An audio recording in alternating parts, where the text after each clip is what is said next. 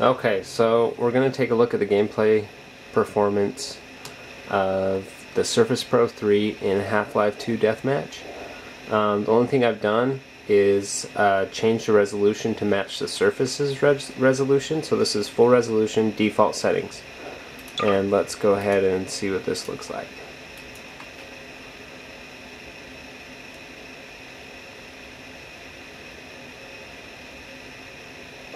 Loads pretty quick, and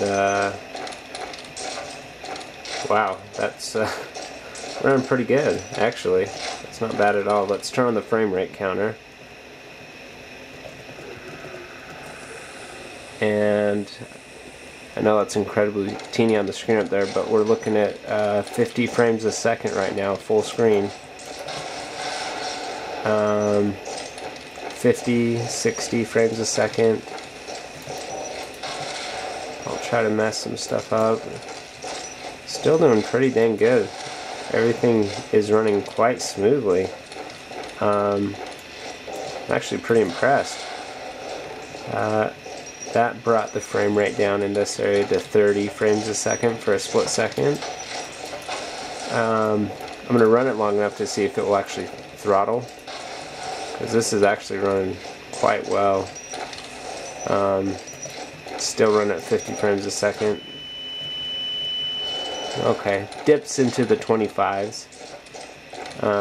Let's go ahead and try to even turn up some of the video. All high, and let's try some anti-aliasing.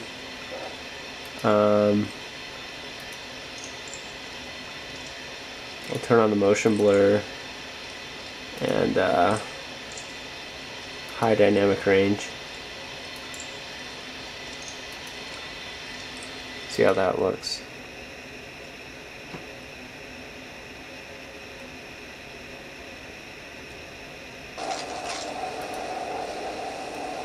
Okay, so that's running a bit slower. That's about 25 frames a second, but this is like basically full detail.